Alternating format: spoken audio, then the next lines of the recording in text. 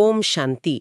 प्यारे रूहानी भाई बहनों, आज 24 मई 2026 के हम बाबा के अनमोल मधुर महावाक्य सुनेंगे। आज की इस गहरी रूहानी चर्चा में आगे बढ़ने से पहले मुझे लगता है कि हम सभी को एक पल के लिए अपनी चेतना को बाहरी दुनिया से समेट लेना चाहिए, है ना? जी बिल्कुल, ये बहुत जरूरी है। आइए हम सबसे पहले बाहरी दुनिया के सारे शोर शराबे और उलझनों से अपने मन को पूरी तरह समेट लें। एक पल के लिए बस अपनी आती जाती श्वास पर ध्यान दें और स्वयं को अपने मस्तक के बीच भ्रिकुटी के सिंहासन पर विराजमान एक अति सूक्ष्म चमकते हुए चैतन्य सितारे के रूप में महसूस करें। बिल्कुल शांत स्वरूप। जी, हम सभी शांत स्वरूप आत्माएं हैं। परमपिता परमात्मा शिव बाबा की अनंत शीतल किरणें सीधे हम पर बरस रही हैं। आज की हमारी ये रूहानी यात्रा हमारे मन के पुराने बोझ को उतारने और एक नई अतीन्द्रिय खुशी को जगाने की यात्रा है। जब हम इस तरह शांत स्थिति में बैठते हैं ना, तो ऐसा लगता है जैसे मन की सारी भागदौड़ अचानक ठहर गई हो। मतलब कितनी शांति है इस पल में। यही तो परमात्मा के प्यार का जादू है। जी, और आज के महावाक्यों का जो मुख्य सार है वो सीधे हमारी इस आंतरिक स्थिति पर ही प्रहार करता है। मैं बाबा के शब्द पढ़ती हूँ। बाबा कहते हैं, देहभान के मैं की होली जलाकर परमात्म संघ के रंग की होली मनाओ। मैं अक्सर सोचती हूँ कि ये जो मैं शब्द है, मतलब ये दिन भर में कितनी बार हमारे विचारों में आता है। जैसे कि मैंने ये काम किया, मेरा ये विचार है, मेरी बात नहीं सुनी गई। ये देहभान की मैं इतनी सूक्ष्म है कि कई बार हमें पता भी नहीं चलता कि हम कब इसके वश में आ गए हैं। आपने बिल्कुल यथार्थ अनुभव साझा किया है। मैं का ये जो जाल है ना, वो सच में बहुत महीन होता है। देखिए, जब बाबा हमें इस मैं की होली जलाने के लिए कहते हैं, तो दरअसल वो हमें हमारे सबसे बड़े भ्रम से मुक्त कर रहे हैं। सबसे बड़ा भ्रम? जी हाँ, और इसीलिए तो बाबा के इन शब्दों को हम महावाक्य कहते हैं, क्योंकि ये केवल उपदेश नहीं है, ये हमारे सोचने की दिशा को पूरी तरह से बदलने वाले ईश्वरीय सत्य हैं। बिल्कुल सही कहा आपने। जब तक हमारे अंदर ये झूठा अहंकार है कि ये शरीर मैं हूं और इस शरीर से जुड़ी हर उपलब्धि मेरी है, तब तक परमात्मा का वो निस्वार्थ और सच्चा प्यार हमारी आत्मा पर अपना रंग नहीं चढ़ा सकता। अहंकार तो एक ऐसी दीवार है जो ईश्वर के प्रकाश को अंदर आने ही नहीं देती। हाँ, ये दीवार वाली बात बहुत सटीक बैठती है। मतलब अगर एक बर्तन पहले से ही गंदे पानी से भरा हुआ है, तो उसमें साफ और मीठा पानी कैसे भरा जा सकता है? बिल्कुल नहीं भरा जा सकता, है ना? यानी हमारा पहला पुरुषार्थ यही है कि इस पुरानी मैं को खाली किया जाए, ताकि परमात्मा संग का रंग हम पर चढ़ सके। और भाई जी, ये खाली करने की प्रक्रिया ही शायद वो सच्ची सफाई है जिसकी ओर बाबा हमारा ध्यान खींच रहे हैं, विशेषकर जब वे पवित्रता की बात करते हैं। जी, और बाबा ने इस पवित्रता को बहुत ही गहरे अर्थों में समझाया है। आज मैं बाबा के वे अनमोल शब्द हूबहू आपके सामने रखता हूँ।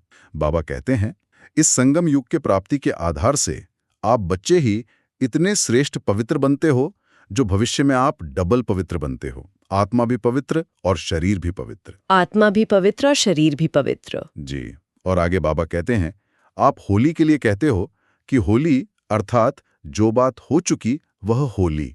तो ड्रामा अनुसार जो बीत चुका उसको कहते हैं होली। बीती सो बीती। बीती सो बीती।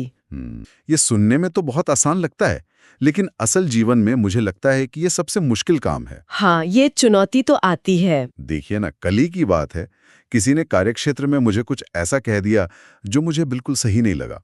अब मैं ऊपर से तो शांत रही, लेकिन वो बात मन में एक कांटे की तरह चुभती रही और रात तक मेरा मन उसी उधेड़बुन में लगा रहा।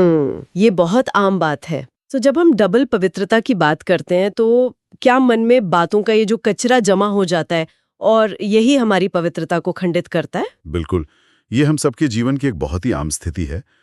हम अक्सर शरीर की स्वच्छता को तो बहुत महत्व देते हैं, लेकिन विचारों की स्वच्छता पर उतना ध्यान नहीं दे पाते। जी, बाबा यहाँ जिस डबल पवित्रता की बात कर रहे हैं ना, उसका आधार ही मन और बुद्धि की संपूर्ण स्वच्छता है।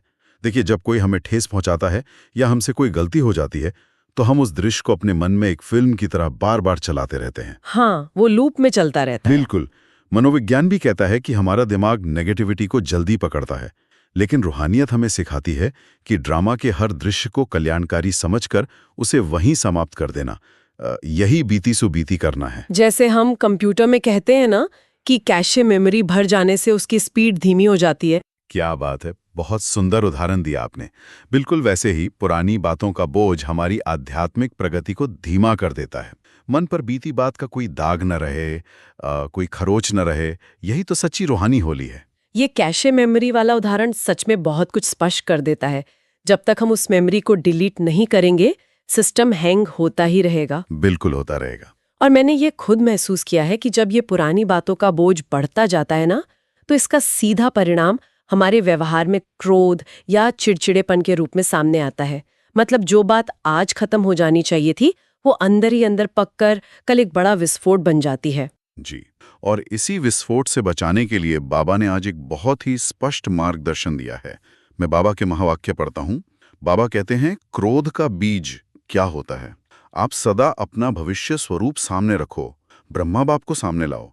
ब्रह्मा बाप आपके सदृश्य साकार रूपधारी, आपके सदृश्य जिम्मेदारी का ताजधारी, फिर भी सदा मुस्कुराता हुआ खुशनुमा चेहरा, क्योंकि इन विकारों पर विजय प्राप्त कर शरीर होते कार्य करते आपके आगे एग्जाम्पल रहा। ये हिस्सा मुझे बहुत गहराई से सोचने पर मजबूर करता है। जी। हम अक्सर मतलब ये बहाना देते हैं कि काम का प्रेशर इतना है, जिम्मेदारियां इतनी हैं कि कभी-कभी आवाज तेज हुई जाती है। हाँ, ये बचाव हम अक्सर करते हैं। लेकिन जब हम ब्रह्मा बाबा की जिम्मेदारियों को देखते हैं, एक पूरे विश्व परिवार को संभालने की जिम्मेदारी, इतने सारे अलग-अलग स्वभाव वाले लोगों के साथ कार्य करने की जिम्मेदारी, तो हमारी ऑफिस या घर की जिम्मेदारियां तो बहुत छोटी लगने लगती हैं उनके सामने। बिल्कुल सही कहा आपने। तो अगर इतने बड़े प्रेशर के बावजूद वो शांत रह सकें, तो हम क्यों नहीं रह सकते? यही तो समझने की गहरी बात है। देखिए, परिस्थितियां जिन्हें बाबा बातें कहते हैं, वो तो जीवन में आएंगी ही। प्रकृति का काम ही है हलचल पैदा करना, और हमारा काम है उस हलचल में अचल रहना। जी। हम अक्सर सोचते हैं कि जब सब कुछ मेरे हिसाब से होगा, जब परिस्थितियां अनुकूल होंगी, तब मैं शांत रहूंगा। लेकिन अगर सब कुछ अनुकूल ही है, तो फिर उसमें हमारी शक्ति या हमारी विजय का प्रमाण क्या रहा? सही बात है, उसमें तो कोई भी शांत रह लेगा। बिल्कुल। असली परीक्षा तो तब है जब कोई हमारे साथ गलत व्यवहार कर रहा हो या कोई काम बिगड़ रहा हो, और फिर भी हम एक खिले हुए कमल या गुलाब की तरह शांत और मुस्कुराते रहें। ब्रह्मा बाबा ने शरीर में रहते हुए इन्हीं चुनौतियों के बीच विकारों पर विजय प्राप्त की। यह हमें ये विश्वास दिलाता है कि यह अवस्था प्राप्त करना पूरी तरह संभव है। लेकिन भाई जी, ये जो क्रोध का बीज है, जिसे बाबा ने अहंकार बताया है, ये काम कैसे करता है? क्योंकि कई बार तो हम क्रोध को केवल एक रिफ्लेक्स एक्शन मानते हैं। मतलब किसी ने कुछ कहा और बस तुरंत गुस्सा आ गया। ये रिफ्लेक्स एक्शन हवा में से नहीं आता। इसके पीछे एक पूरी कार्यप्रणाली है। इस पर बाबा ने आज बहुत ही सूक्ष्म प्रकाश डाला है। मैं महावाक्य पढ़ता हूँ। बाबा कहते हैं, तनाव में आने का कारण देह अभिमान का मैं शब्द है। देहभान का मैं एक है, मैं आत्मा हूं, ये मैं है। लेकिन देहभान का मैं शब्द अभिमान का भी होता, अपमान का भी होता, और दिल शिकस्त का भी मैं नीचे गिराता। तो आज क्रोध जीत में आगे बढ़ने के लिए बॉडी कॉन्शियस का मैं, इसको योग अग्नि में जलाओ। वाह, ये मैं का विश्लेषण बहुत ही अद्भुत है ना? हाँ। अक्सर हम अहंकार को सिर्फ घमंड या सुपीरियरिटी कॉम्प्लेक्स से जोड़ते हैं। जी। लेकिन बाबा कह रहे हैं कि अपमान महसूस करना और दिल शिकस्त होला यानी इंफीरियरिटी कॉम्प्लेक्स भी उसी देहभान का ही हिस्सा है। बिल्कुल, दोनों एक ही सिक्के के दो पहलू हैं। अगर मैं इसके मनोविज्ञान को समझूं, तो जब कोई मेरी तारीफ करता है तो मेरी ये झूठी मैं बड़ी हो जाती है, और जब कोई मेरी निंदा करता है तो यही मैं आहत हो जाती है, क्योंकि इसका पूरा वजूद ही दूसरों के विचारों पर टिका हुआ है। बहुत ही गहरा विश्लेषण किया आपने। ये जो झूठी मैं है ना, ये दरअसल सिर्फ एक भ्रम है। इसे हर समय बाहरी दुनिया से वैलिडेशन चाहिए होता है, और जब वो वैलिडेशन नहीं मिलता तो वो अपमान के रूप में या डिप्रेशन के रूप में सामने आता है। जब हमसे कोई गलती होती है तो हम दिल शिकस्त हो जाते हैं कि मुझसे तो कुछ होता ही नहीं। जी। लेकिन जब हम खुद को आत्मा निश्चय करते हैं कि मैं एक अविनाशी, शुद्ध और स्वयं प्रकाशवान शक्ति हूं, तो ये मैं बहुत हल्का हो जाता है। आत्मा को किसी बाहरी तारीफ की कोई जरूरत नहीं होती। इसलिए जब हम योग में बैठते हैं, परमात्मा की याद की अग्नि प्रज्वलित करते हैं, तो इस देह भान की झूठी मैं का सारा बोझ, चाहे वो अभिमान का हो या अपमान का, वो पूरी तरह भस्म हो जाता है। यानी योग अग्नि कोई रहस्यमय चीज नहीं है, बल्कि ये वह गहरी स्मृति है जो हमें हमारी असली पहचान दिलाती है। बिल्कुल। लेकिन एक व्यवहारिक समस्या आती है भाई जी। बताइए। सुबह जब हम योग में बैठते हैं तब तो ये सब बहुत स्पष्ट लगता है, बहुत शांति महसूस होती है।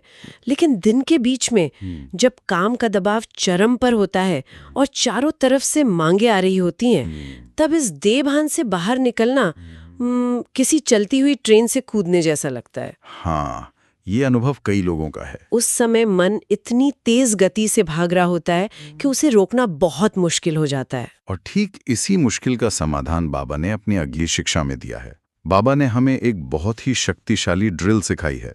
मैं बाबा के शब्द पढ़ता हूँ। बाबा कहते हैं, आज बाप दादा सेकंड में फुल स्टॉप अर्थात एकाग्र स्थिति के अभ्यास पर अटेंशन खिंचवाना चाहते हैं।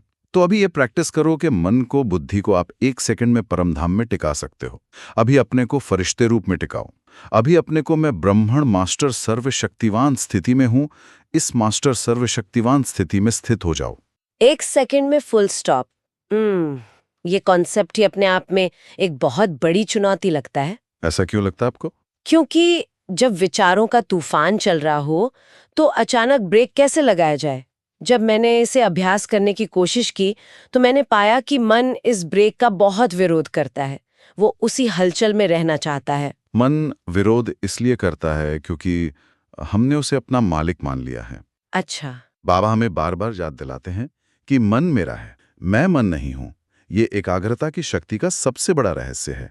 आत्मा राजा है और मन केवल एक कर्मचारी है, एक साधन है। जी। देखिए, जब हम किसी ऑफिस में होते हैं और बहुत अधिक तनाव होता है तो हमें बस 1 मिनट के लिए बाहरी काम से अपनी चेतना को हटाना है। ये नहीं सोचना है कि मुझे मन को शांत करना है, बल्कि सिर्फ ये संकल्प करना है कि मैं इस रथ की मालिक, एक मास्टर सर्वशक्तिवान आत्मा हूं। सिर्फ एक संकल्प। हाँ, खुद को परम धाम में शिव बाबा के सामने अनुभव करना है। जैसे ही हम अपनी पहचान को शरीर से हटाकर आत्मा पर शिफ्ट करते हैं, मन के संकल्पों की गति अपने आप टूट जाती है। ये 1 सेकंड में गियर बदलने जैसा है। मन मेरा है, मैं मन नहीं हूं। ये बात सच में एक मास्टर की तरह काम करती है। अगर मैं इस स्थिति में स्थित हो जाऊं कि मैं मास्टर हूं, तो फिर कर्मचारी विरोध नहीं कर सकता। बिल्कुल नहीं कर सकता। और मुझे लगता है कि जब हम इस एकाग्रता की शक्ति को सिद्ध कर लेते हैं, तो हमारे अंदर जो एक खालीपन या तनाव था, उसकी जगह कोई बहुत ही शक्तिशाली ऊर्जा ले लेती है। और आप जानती हैं वो ऊर्जा कौन सी है? वो ऊर्जा है अतीन्द्रिय खुशी की। वाह! बाबा ने इसी खुशी को आज की बहुत मीठी शिक्षा के रूप में रखा है। बाबा कहते हैं, संगम युग की खुशी परमात्म गिफ्ट है। तो होली अर्थात कोई ऐसी बातें आवें तो याद करना कि होली मना के आए हैं, जो होली बात होली, खुशी नहीं जाए। और बाबा की एक बहुत प्यारी प्रेरणा है, खुश रहना है और खुशी बांटनी है। खुशी को एक परमात्म गिफ्ट कहना बहुत ही गहरा अर्थ रखता है। जी। हम लोग अक्सर खुशी को बाहरी उपलब्धियों से जोड़ते हैं कि प्रमोशन मिल गया तो खुश हो गए, नया घर लिया तो खुश हो गए, लेकिन वो खुशी तो परिस्थितियों पर निर्भर होती है। बिल्कुल, वो अस्थायी है। बाबा जिस खुशी की बात कर रहे हैं वो शायद वो दिलखुश मिठाई है जो आत्मा के अंदर से स्वतः उत्पन्न होती है, जब वो देहभान और पुरानी बातों से मुक्त होती है। बिल्कुल सही कहा। बाहरी दुनिया की खुशी कंडीशनड अप्लाइड होती है, लेकिन परमात्मा की दी हुई यह खुशी अनकंडीशनल है। जब हम अंदर से इतने भरपूर होते हैं ना, तो हमारा चेहरा स्वतः ही दूसरों को शांति और खुशी का अनुभव कराता है। जी। ये बिना कुछ बोले बहुत बड़ी रूहानी सेवा है। आप देखिए, आज की तनाव भरी दुनिया में अगर कोई व्यक्ति हर परिस्थिति में मुस्कुराता हुआ, शांत और स्थिर दिख जाए, तो लोग हैरान रह जाते हैं कि इसके पास ऐसा कौन सा खजाना है। और भाई जी, बाबा ने एक बहुत दिलचस्प बात भी कही है कि हमें अपनी डिक्शनरी से कभी-कभी शब्द को निकाल देना चाहिए। हाँ, ये बहुत महत्वपूर्ण इशारा है। हम अक्सर खुद को ये छूट दे देते हैं कि मैं कभी-कभी तो गुस्सा कर ही सकती हूँ, या कभी-कभी योग नहीं लगा तो क्या हुआ। ये कभी-कभी ही असल में हमारे पुरुषार्थ में सेंध लगाता है ना? जी, क्योंकि कभी-कभी का अर्थ है कि हम अभी भी परिस्थितियों के गुलाम हैं। बाबा चाहते हैं कि उनके बच्चे सदा खुशनुमा रहें। सदा शब्द हमारी मास्टरी को दर्शाता है। और इस सदा की स्थिति को कायम रखने के लिए जो सबसे बड़ा सुरक्षा कवच है, वो आज के वरदान में छिपा है। बिल्कुल। हम खुशी तो प्राप्त कर लेते हैं, लेकिन उसे बरकरार रखने के लिए एक विशेष अनुशासन की आवश्यकता होती है। आप बिल्कुल सही दिशा में सोच रही हैं। बाबा का आज का वरदान इसी अनुशासन और सुरक्षा पर आधारित है। बाबा का वरदान है सदा फरमान के तिलक को धारण कर फर्स्ट प्राइज लेने वाले फरमान वरदार भाव। ये वरदान तो जैसे हमारे हर कर्म को दिशा देने वाला है। जी, बाबा इसे स्पष्ट करते हुए बहुत ही सुंदर उदाहरण देते हैं। बाबा कहते हैं, जिन बच्चों के मस्तक पर फरमान बरदारी की स्मृति का तिलक लगा हुआ है, एक संकल्प भी फरमान के बिना नहीं करते, उन्हें फर्स्ट प्राइज प्राप्त होती है। जैसे सीता को लकीर के अंदर बैठने का फरमान था, ऐसे हर कदम उठाते हुए, हर संकल्प करते हुए बाप के फरमान की लकीर के अंदर रहो तो सदा सेफ रहेंगे, कोई भी प्रकार के रावण के संस्कार वार नहीं करेंगे और समय भी व्यर्थ नहीं जाएगा। सीता की लकीर का ये उदाहरण मुझे हमेशा बहुत सोचने पर विवश करता है। अच्छा, कैसे? कि अध्यात्म में इतनी सारी मर्यादाएं क्यों है? ऐसा मत खाओ, ऐसा मत सोचो, ऐसा व्यवहार मत करो। लोग अक्सर ऐसा सोचते हैं। लेकिन जब हम गहराई से देखते हैं तो वो पाबंदी नहीं है, बल्कि एक बाउंड्री वॉल है जो हमें बाहरी नकारात्मकता और रावण के संस्कारों जैसे कि काम, क्रोध, लोभ, इन सब से बचाती है। ये बात बहुत ही मार्मिक है। देखिए, जो बच्चा आज्ञाकारी होता है ना, उसे कभी ये चिंता नहीं करनी पड़ती कि आगे क्या होगा, क्योंकि उसकी पूरी जिम्मेदारी पिता ले लेता है। जी। श्रीमत की ये लकीर हमें माया के जंगल से बचाती है। जब हम अपनी मनमत या लोगों की बातों में आकर, जिसे हम परमत कहते हैं, इस लकीर को पार करते हैं, तभी हमारे अंदर तनाव और दुख प्रवेश करता है।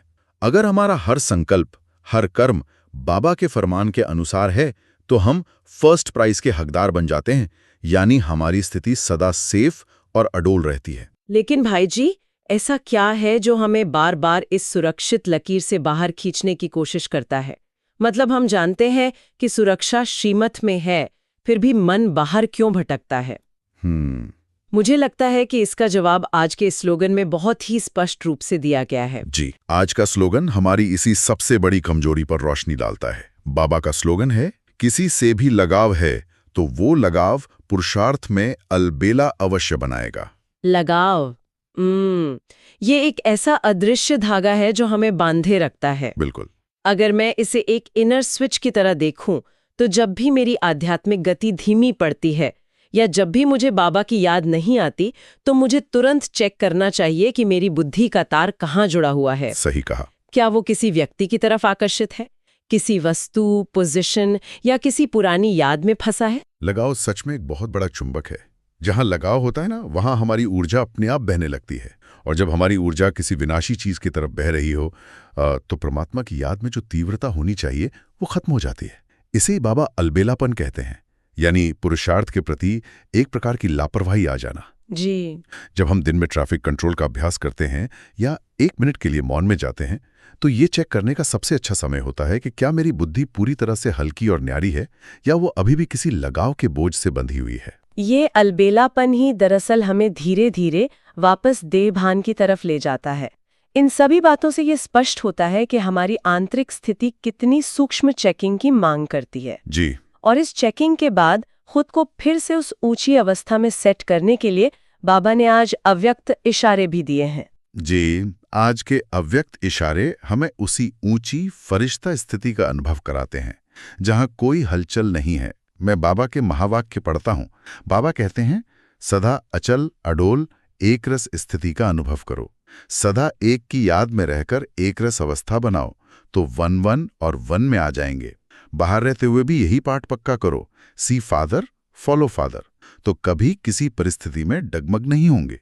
ब्रह्मा बाप के सामने कितनी भी बातें आईं, लेकिन बातों को न देख एक बाप को ही देखा, इसलिए नंबर 1 बना, तो फॉलो फादर। यह एकरस अवस्था, इसे सुनना ही कितना सुखद लगता है। अनुभव करना तो और भी सुखद है। बिल्कुल।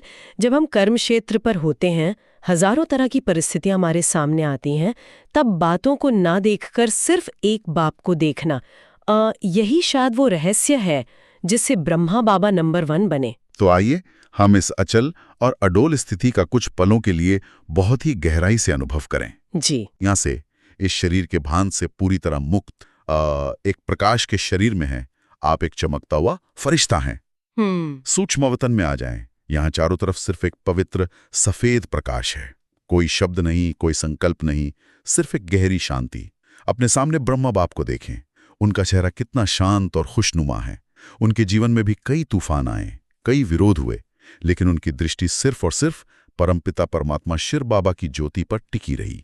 सिर्फ एक शिव बाबा। हलचल के बीच अचल रहना, यही फरिश्ता स्थिति है।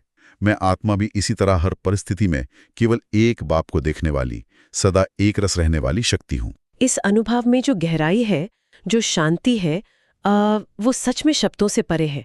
ऐसा लगता है जैसे मन के सारे बिखरे हुए संकल्प एक ही बिंदु पर आकर समा गए हैं। यही योग का चमत्कार है। बाहर चाहे कितना भी शोर क्यों ना हो, लेकिन अंदर ये मौन हमेशा कायम रह सकता है। और इसी मौन, इसी शक्तिशाली अवस्था को दिन भर अपने कर्मों में उतारने के लिए आइए हम आज 5 विशेष स्वमानों का अभ्यास करते हैं। हर स्वमान हमारे मन के एक एक संकल्प को ईश्वरीय शक्ति से भर देगा। बिल्कुल, मैं हर एक स्वमान को अपने मन की गहराई में उतारने के लिए तैयार हूँ। पहला स्वमान है, मैं डबल पवित्र आत्मा हूँ। जब भी मेरे मन में कोई बीती हुई बात बार बार आने लगे या किसी के प्रति कोई कड़वाहट पैदा हो, तो मैं तुरंत इस स्वमान को ढाल बनाऊंगी। मैं खुद को याद दिलाऊंगी कि ड्रामा के हर दृश्य को समेटकर मैं बीती सो बीती करने वाली आत्मा हूँ। अनुभव करें कि मुझ आत्मा से पवित्रता की श्वेत किरणें चारों ओर फैल रही हैं। मेरे मन की स्लेट पूरी तरह से साफ और स्वच्छ है। पुरानी बातों का कोई दाग मुझ पर नहीं है। मैं संपूर्ण रूप से एक डबल पवित्र आत्मा हूँ। ये अनुभव बहुत ही हल्का करने वाला है भाई जी। दूसरा शक्तिशाली स्वमान है, मैं क्रोध मुक्त शांत स्वरूप आत्मा हूँ। कार्य क्षेत्र में या परिवार में जब कोई ऐसी बात हो जो मेरे अहंकार को ठेस पहुंचाए या मुझे क्रोधित करने की कोशिश करे, तब मैं इस स्वमान का प्रयोग करूंगी। मैं उस कीचड़ में खिला हुआ वो कमल हूं जो परिस्थितियों के प्रभाव से बिल्कुल मुक्त है। गहराई से महसूस करें, मेरे स्वभाव में सिर्फ और सिर्फ शांति का वास है। बाहर तूफान हो सकता है, लेकिन मेरे भीतर एक गहरा सन्नाटा है। मैं ब्रह्मा बाप समान हर हाल में मुस्कुराती हुई संपूर्ण शांत स्वरूप आत्मा हूँ। एकदम शीतल अनुभूति। तीसरा स्वमान, मैं एकाग्रचित मास्टर सर्वशक्तिवान आत्मा हूँ। जब मुझे लगे कि मेरे विचार मेरे नियंत्रण से बाहर हो रहे हैं या मैं तनाव में आ रही हूँ, तब मैं अपने इस इनर स्विच को दबाकर 1 सेकंड में फुल स्टॉप लगा दूंगी, क्योंकि मैं मन नहीं हूँ, मैं मन की मालिक हूँ। विजुअलाइज करें कि मैं अपनी भ्रीकुटी के सिंहासन पर विराजमान हूँ। मेरे हाथ में स्वराज्य की सत्ता है। मेरा मन और मेरी बुद्धि मेरे पूर्ण नियंत्रण में है। मैं जब चाहूं स्वयं को परम धाम में टिका सकता हूं। मैं मास्टर सर्वशक्तिवान आत्मा हूं। इस स्वमान में एक अद्भुत राजसी अधिकार का अनुभव होता है। चौथा स्वमान, मैं देवभान से मुक्त खुशी के खजाने से भरपूर आत्मा हूं। ये स्वमान मेरी उस सूक्ष्म मैं को, चाहे वो अभिमान हो या अपमान, योग अग्नि में स्वाहा करने का अस्त्र है। मैं बाहरी प्रशंसा या निंदा से प्रभावित हुए बिना उस अतीन्द्रिय खुशी में रहूंगी जो परमात्मा की डायरेक्ट गिफ्ट है। अपने चेहरे पर उस रूहानी मुस्कान को महसूस करें। संगम युग की ये अतीन्द्रिय खुशी मेरी रग रग में प्रवाहित हो रही है।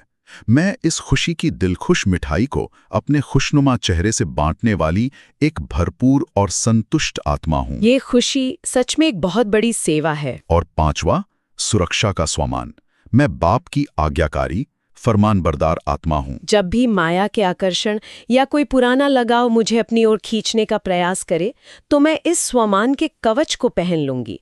मैं ये जान चुकी हूँ कि सच्ची स्वतंत्रता ईश्वरीय लकीर के अंदर रहने में ही है।